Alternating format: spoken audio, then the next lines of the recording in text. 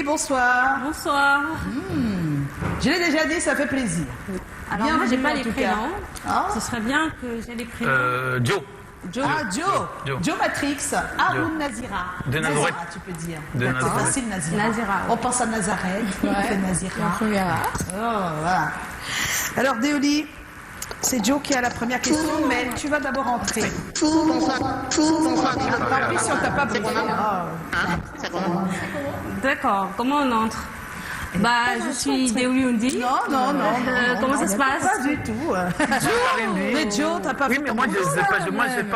moi, j'ai soupçonné que Duvalier aurait fait le travail. Non, Moi, ah j'ai bon, pas- peut-être qu'on relance, je pense qu'elle fait semblant, peut-être. Ah bon, hein? Bonsoir tout le monde dans la salle. C'est comment? Hein? C'est comment? C'est comment? On est là. Ouais. C'est la clé, sinon on n'entre pas. Ok. Et sinon on continue pas. D'accord, ok. Voilà. Joe a la première question. J'ai la première question. Déolie, pourquoi es-tu aussi belle? Joe. Bah, ça, il faut le demander à mes parents. Voilà. Non, c'est pas ça la vraie question. La vraie question, c'est comment tu deviens journaliste? Ou point d'être présentatrice de JT sur une grande chaîne comme Gabon 24? Comment je deviens journaliste? Vous avez dressé un beau portrait de ma personne.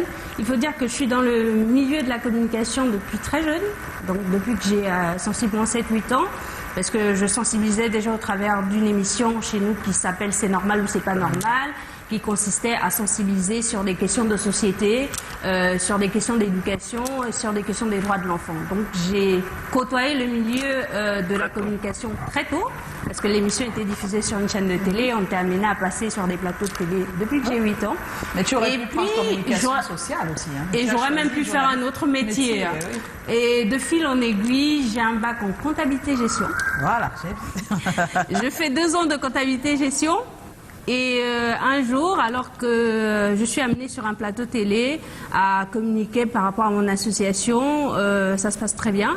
La directrice générale de la chaîne descend et elle me dit toi, t'es fait pour faire de la communication.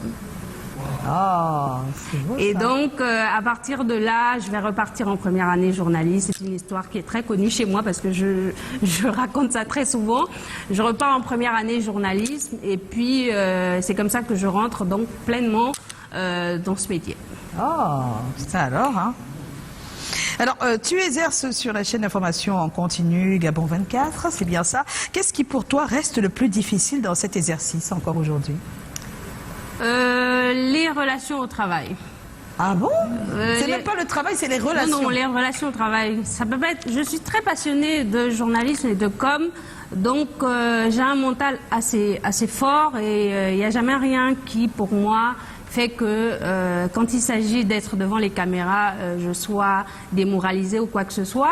Mais le plus difficile dans ce métier, pour moi, c'est vraiment les relations au travail. Oui, exactement. Elles sont difficiles ou Oui, elles on sont parfois incompréhensibles, mais surtout difficiles parce qu'on vient des milieux différents. On n'a pas toujours la même éducation.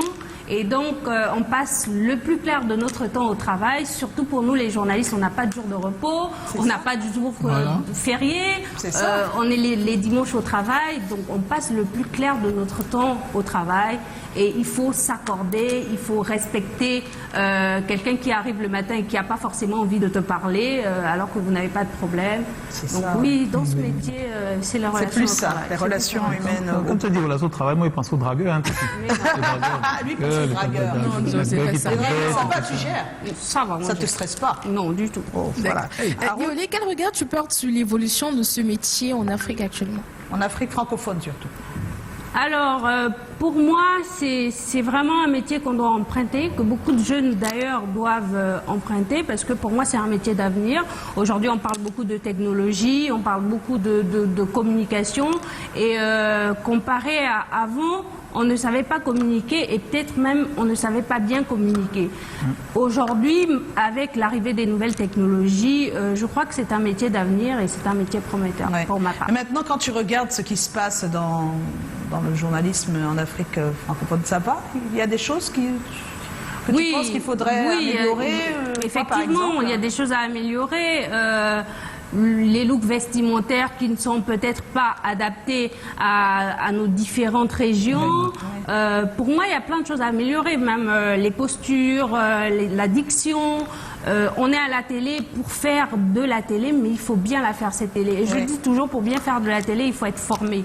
Même si on a tendance à se dire on est formé sur le tas, mais repartir à l'école, repartir vers ceux qui connaissent le métier et qui ont même les bases du métier, c'est toujours important pour parler devant les gens et pour être remarqué aussi à l'international, pourquoi pas. Alors, tu regardes certainement des fois les chaînes camerounaises. Oui, pas très souvent, Pas très souvent. mais oui quand même. Ça arrive. Oui, ça arrive quand même. Alors, et quels commentaires tu peux en faire comme ça, de manière générale? Est-ce que tu as J'ai déjà- pas arrêté de dire depuis que je suis arrivée, je Ouais. vous trouve libre. Ah, Libre. tu nous trouves Oui. trop libres. On fait ce qu'on veut. Pourtant, Je nous, trouve on a les l'impression qu'on ne journalistes l'est pas. très libre. Je comprends On fait, pas. c'est-à-dire que libre, on fait ce qu'on veut. Tu as l'impression qu'on fait ce qu'on veut. Oui, j'ai vraiment l'impression que vous dites ce que vous pensez. Je vous trouve vraiment très libre. C'est l'impression que j'avais pas quand j'étais au Gabon, parce qu'avec, par exemple, le classement de Reporters sans frontières, Oui. où on met le Cameroun, je crois que vous êtes à la 100... Oui, oui, c'est vrai. C'est vrai, 108e c'est vrai. place. Oui. Nous, au Gabon, on est à la 56e place. Si on se fie à ce classement, on se dit, au Gabon, ils sont plus libres qu'au Cameroun, mais de ce que je vois et de ce que j'entends, j'en doute. Voilà. Quand tu dis qu'on est plus libre, bien juste que les- comme ça, hein, sans frustrer, sans déranger du monde, est-ce qu'il y a un petit truc que nous on fait que vous pouvez pas? Voilà. Juste un petit truc. Il faut dire que nous, quand même, depuis le 30 août, vous suivez un peu Oui, oui, bien l'actualité sûr, au bien Gabon, sûr, avec le changement la liberté en termes de presse, elle est quand même en train de se faire. Quoi. D'accord. Les mentalités sont en train de changer, on est en train d'aller vers une liberté plutôt totale. Mais quand même au Cameroun, je vais prendre que la politique, vous y Les gens allez. disent ce qu'ils veulent. Avant le 30 août, nous, quand même, on prenait les pincettes pour dire, surtout dans les chaînes publiques, on prenait quand même les gants pour dire les choses, surtout quand il s'agit Et du si vous pouvoir en trouvez place. qu'on ne prend pas assez de gants? Ils n'en prennent même pas. Faut que les gens écoutent bien. Aïe, aïe, aïe, aïe. Bon, c'est vrai qu'on a eu ça il y a longtemps aussi, des caricaturistes. Il y avait un festival de la caricature à l'époque avec Popoli qui était là et puis des gens qui venaient de partout.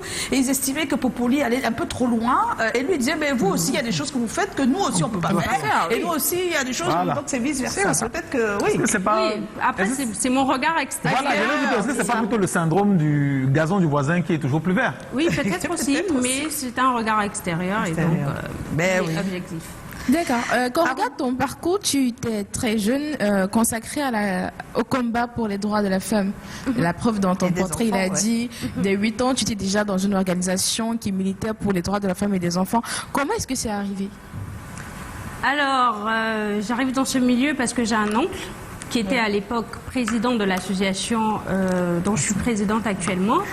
Et puis, c'est lui qui me prend et qui va m'emmener dans ce milieu. Oui, mais à Et- 8 ans, il y avait d'autres enfants aussi ou bien c'était- Oui, oui, Il y avait non, d'autres enfants. il y avait d'autres enfants. Et votre rôle en tant qu'enfant dans cette association, c'était de faire quoi exactement, de de manière pratique? sensibiliser. Vous faisiez quoi, par En exemple? fait, déjà, le programme C'est normal ou c'est pas normal, qui Oui. était un programme sur une chaîne de télé. C'était animé par des enfants, présenté, animé par des enfants. Donc ça, c'est un pan de l'association. Et puis derrière, il y a la promotion des droits de l'enfant.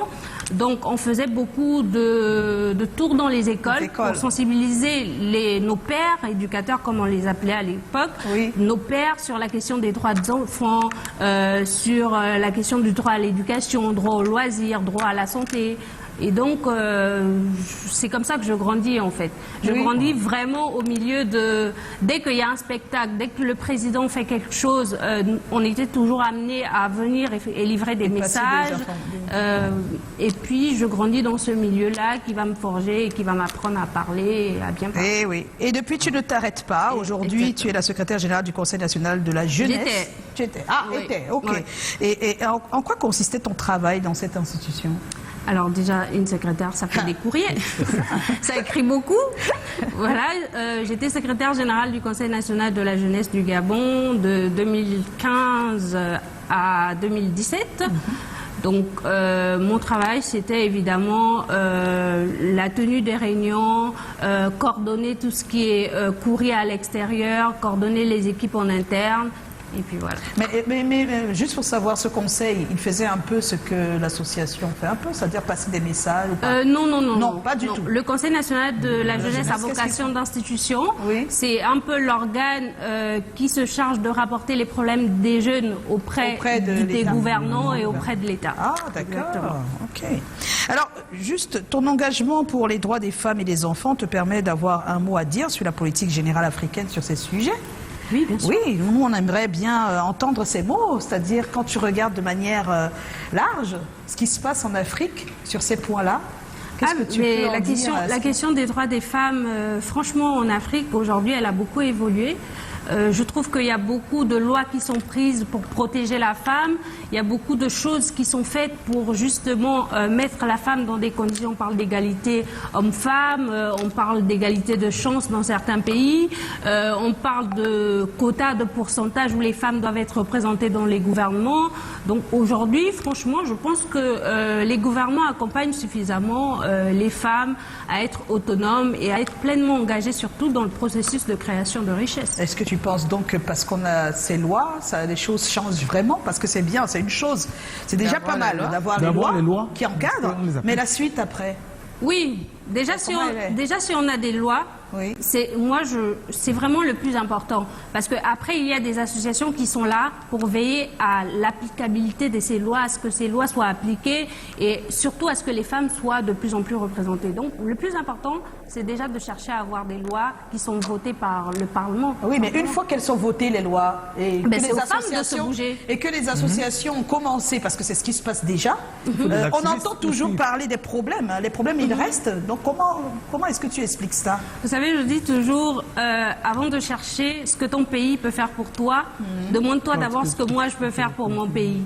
Donc, si déjà Les lois sont les là, lois sont les là associations et elles travaillent. sont votées, c'est aux femmes de se bouger, de réclamer leurs droits, de dire que finalement, nous on a des lois, mais on aimerait bien que ces lois soient appliquées et c'est vraiment à nous de se bouger et d'aller chercher notre place, d'aller l'arracher s'il le faut, mais de se positionner.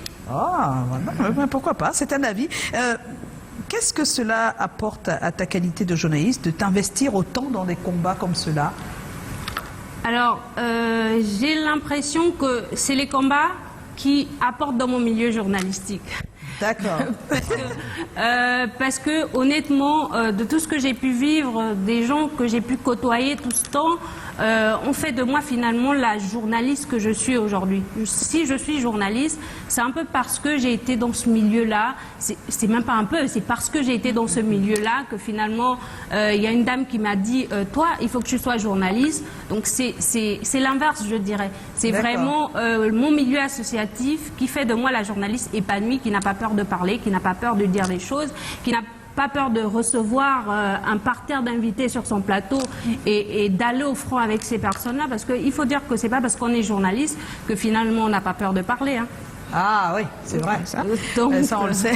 Exactement. Alors, juste savoir, aujourd'hui, l'association, tu en es la présidente. Comment est-ce que ça se passe aujourd'hui? Ça va par rapport à... tu avais 8 ans, hein, tu vois, quand même. Oui, et aujourd'hui, il y a du chemin parcouru. Oui. Ça a changé, maintenant je suis à la tête. Après, ça n'a pas beaucoup changé dans le contenu parce que j'ai gardé mon esprit enfant et j'ai envie de donner ce que moi on m'a donné. J'ai envie de transmettre ce que moi j'ai reçu et surtout de donner l'opportunité à plein d'autres enfants finalement d'aller vers leurs rêves, parce que c'est le plus important pour nous. C'est qu'on peut rêver d'être footballeur, mais comment faire pour arriver à ce rêve-là? Comment faire pour convaincre les parents finalement que la passion n'est pas que passion éphémère, mais peut-être qu'il faut canaliser, apprendre à l'enfant à développer cette passion pour que ce soit finalement un adulte responsable et un adulte épanoui. Ouais. Donc c'est vraiment mon combat en tant que présidente aujourd'hui de Face à Demain, c'est de donner aux enfants la chance qu'on m'a donnée, de défendre les droits de la femme surtout, et d'avoir des citoyens épanouis, engagés et responsables. Et responsables. On est en compagnie de Déoli Wondi. Elle nous vient de Gabon 24, c'est au Gabon. Il faut qu'elle parle aussi de ta présence au Cameroun. Voilà. Oui. Ascom Prize. Ascom Prize qui m'emmène au Cameroun. Je suis nominée dans la catégorie meilleure présentatrice JT du Gabon. Oui. Donc on a été soumis justement avec des confrères qui étaient sélectionnés au départ, Et j'ai reçu plus de votes qui tiennent pour 50% et les jurys tiennent pour 50%. Donc ce soir, on saura si je suis lauréate ou pas. C'est ma présence au Cameroun, c'est par rapport aux Ascom Prize. Mais à part tout ça, qu'est-ce que tu as... C'est ta première fois au Cameroun? Non, non. Bah, voilà, j'ai des amis au Cameroun, donc Sans blague. oui, c'est ma 4e fois. 4e fois. Qu'est-ce que tu aimes au Cameroun que tu as déjà Ah, mais en 4 le fois? ndolé, c'est très bon. Le C'est très bon, et puis les Camerounais sont très chaleureux quand même. Oui. L'hospitalité à la camerounaise, je kiffe. Voilà, super. En tout cas, on te garde un peu. Oui, bien sûr. On te garde jusqu'à la fin de l'émission là. On va tout de suite. Ils sont où? Ils sont où Paul Zenon, Tadi Cabral. Ils interviennent pour cette célébration le 20 mai, s'il vous plaît. Bubble Up Connection. J'aimerais bien les avoir. Ce sera dans un instant. Hein, tu ne bouges pas. Hein. D'accord. Tu restes avec nous. Il n'y a pas de souci. On y va. Tadadam. Qu'est-ce qui se passe?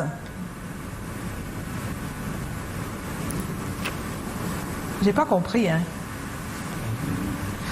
On va prendre le look du week-end peut-être. Ah bon? Du look du week-end. Mais ils sont pas là? Mais je comprends pas. Comment ça, ils sont pas là? Mais Joe m'a dit qu'ils étaient là. Là, je parlais de Oli, hein. Ok, mais ce qu'on va faire, c'est qu'on va retrouver le look du week-end. Mais on a les gagnants, hein, Joe. J'attends les noms. Les noms. Le look de week-end, c'est avec Nazira. Ah, on s'excuse, hein, on s'excuse d'Eoli. C'est Nazira qui va nous faire le look du week-end tout de suite. Et elle s'est intéressée au look d'une super comédienne qu'on appelle Rosine Guimguin, qui fait beaucoup de TikTok. Donc on y va? Oui, on y va. C'est parti. Je suis prête.